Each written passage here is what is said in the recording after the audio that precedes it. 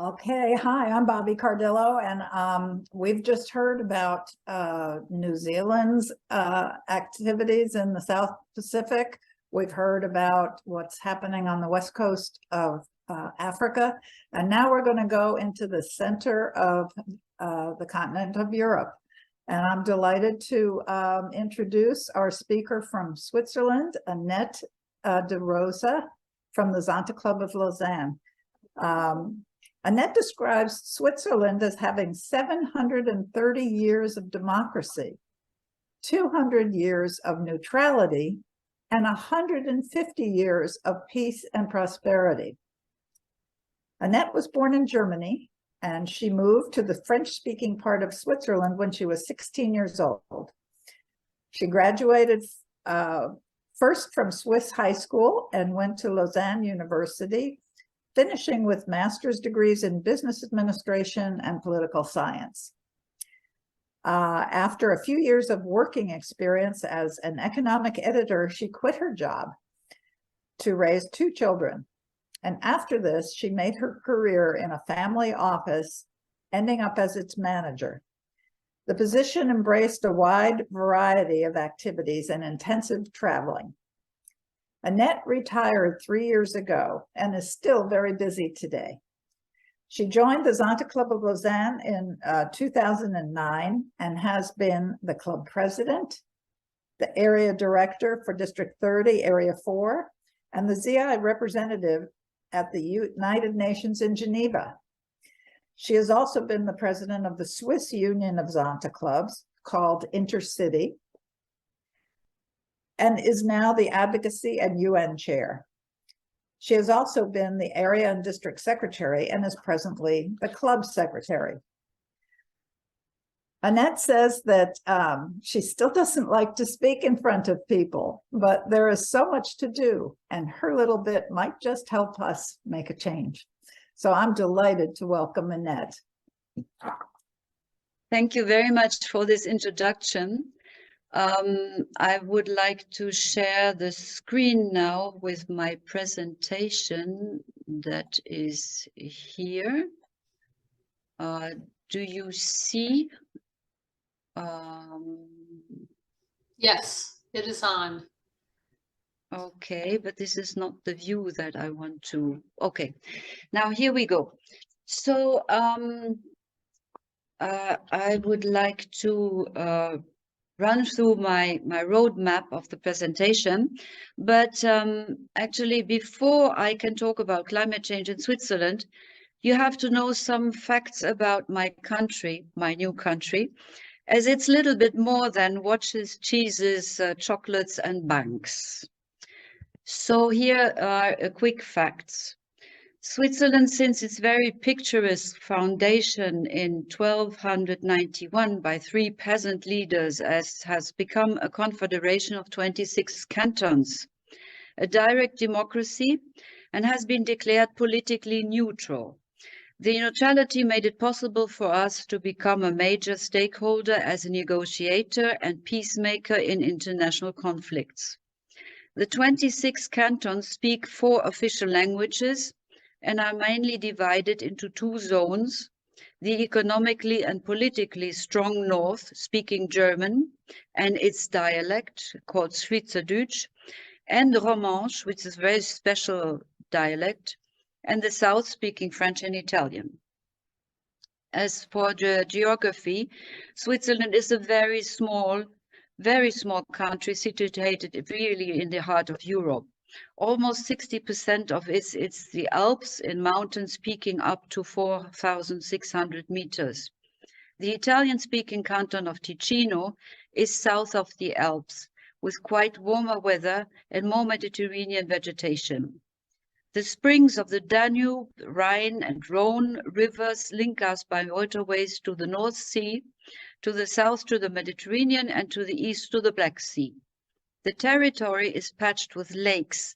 The biggest of them are Lake Constance with 536 square kilometers and Lake Geneva with 580 kilometers. We share borders with Germany, France, Austria and Italy. The territory is very densely populated in the area where building is possible, where there are no mountains. Housing space, especially affordable one, is becoming a big problem. Our international situation is a little bit particular, as we are member of the Council of Europe, but not member of the European Union. The people voted against joining the Union on several occasions.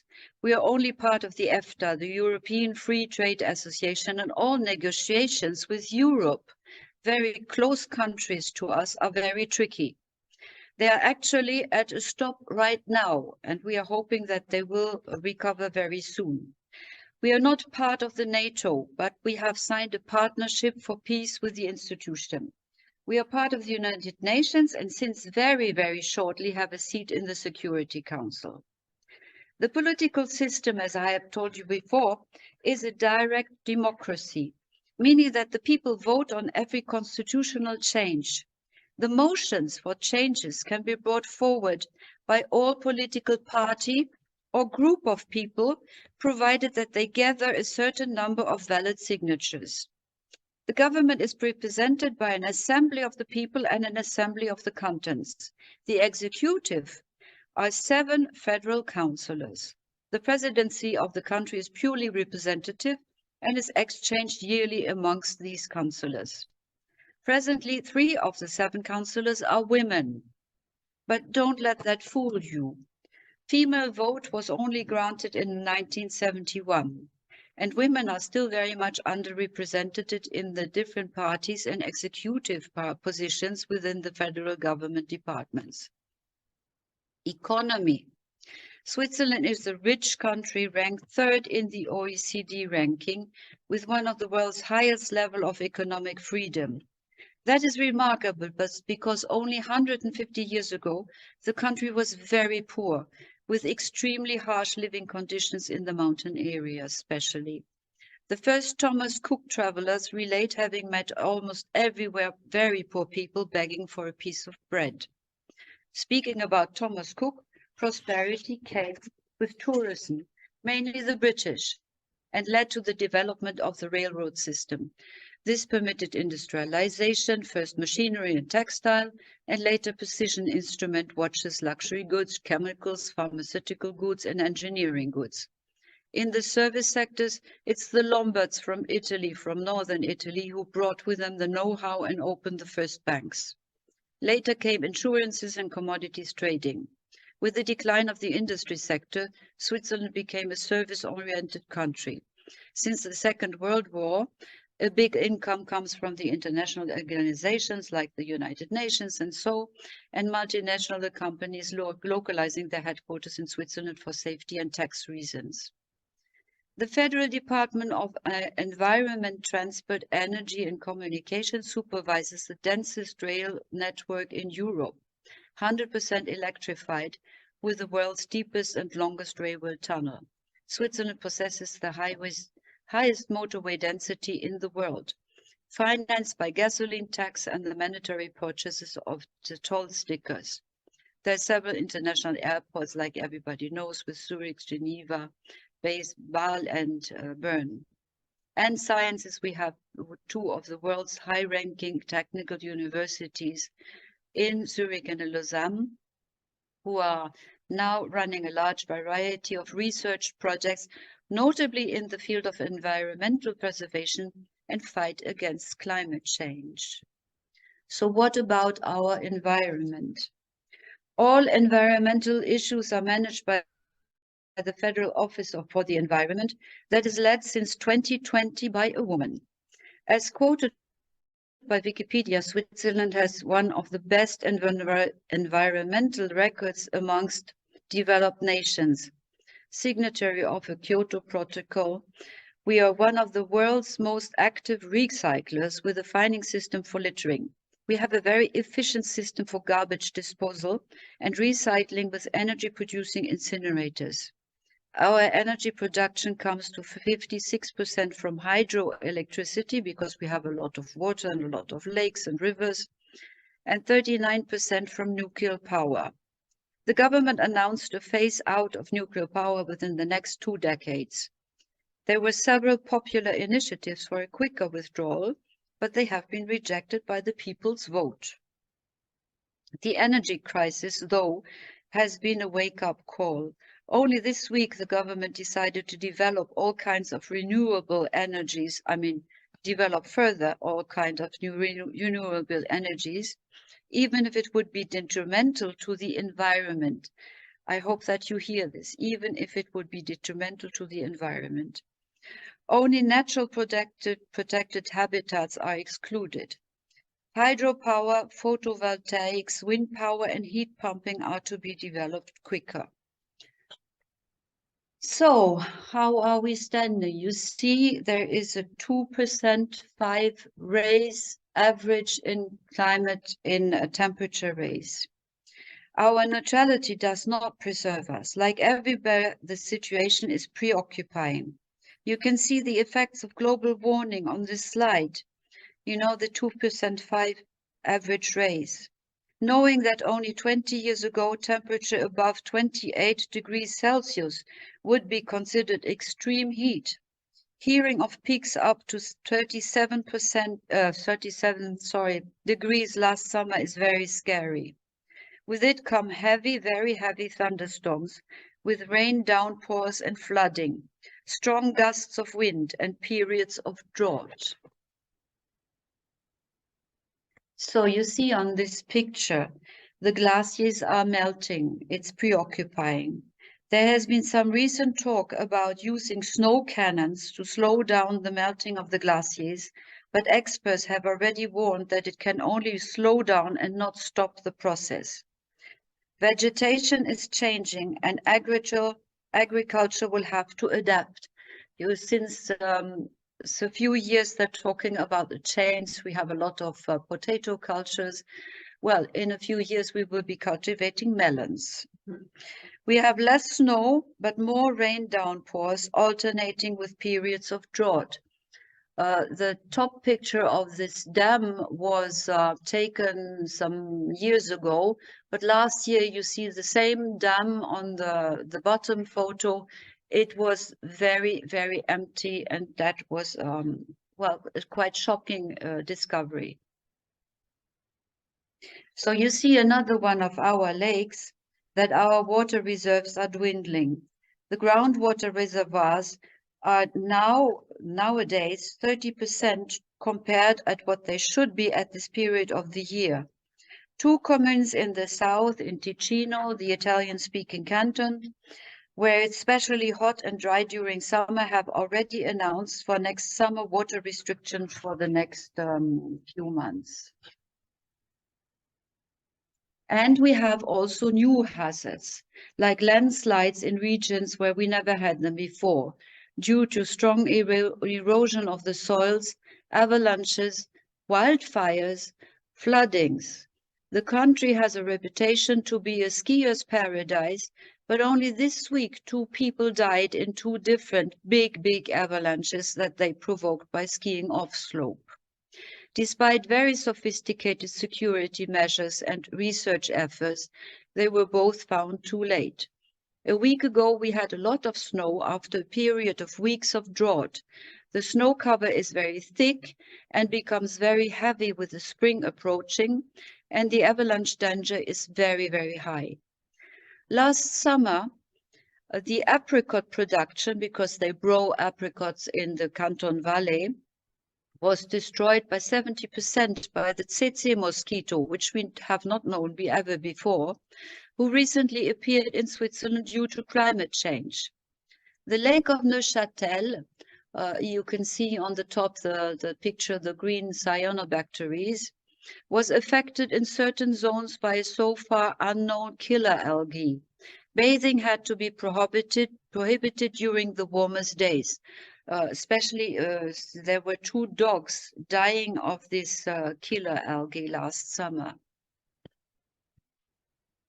So what is our response system for these disasters? It is actually in first place the army. In 2013, the people of Switzerland voted to maintain a mandatory military service. voting at the same time to restrict the obligation to men and not to integrate any women, but on voluntary basis. We have a very particular system. Mandatory military service starts with a 3-month training period at the age of 18. The following years, until the age of 30, all men have to go back for repetition courses of 3 weeks each year, 2 years. The army is trying to recruit more women on a voluntary basis, but as you can see, these are still baby steps. And I'm absolutely convinced that the picture on the left is a stage photo. So there are not so many women military members. But what does that mean for us and for women? It is that these men are enrolled in the system, they are trained, and they have their whole equipment and the disaster equipment at home. And the entire army can be on the move within a few hours only. And if you don't want to serve in the army for some particular reasons, you will be enrolled in a corps of that is called protection of the population or the civil service. In case of natural disaster, the army intervenes hand in hand with the protection of the population. The army is recruiting voluntary women, but so far there are very few of them. This is important to notice, as only the army and the protection of the population corps have received disaster training and already possess proper equipment, including gas masks, sleeping bag, torch lights, emergency batterings, and so on. Very few women have received the same training and have the same equipment. And during the Cold War, it became mandatory to provide a space in a nuclear shelter for all Swiss citizens. Either you have to build a shelter, and you can see that, you can see a nuclear door actually on the photo down on the slide. You had to build one of the shelters in your own home, or condominium buildings had to convertible cellars, and cities and villages provided communal shelter. These shelters have been maintained even if there are no more stocks of emergency goods in them. These emergency goods, providing living means for the entire population for a few months, are still stocked and maintained by the army in mountain tunnels. In case of natural disaster, these shelters can be immediately made available to all people who cannot go back to their homes. A network of sirens, as you see on top of the roof on the photo, is functioning throughout the country to advise the population of any hazard. There is a plan now to change these into a cell phone message system in the very near future. Oh, I'm sorry, the last slide is missing. Actually, I wanted to show you that the head of the Federal Defense Department is now a woman. And this would be the woman who needs to be addressed. Working on this presentation, I had some difficulties to conclude because Switzerland is really a very good country. We provide very well, but still we are very far from doing what we have to affront now, and we need to do a lot of work. So thank you very much for your attention.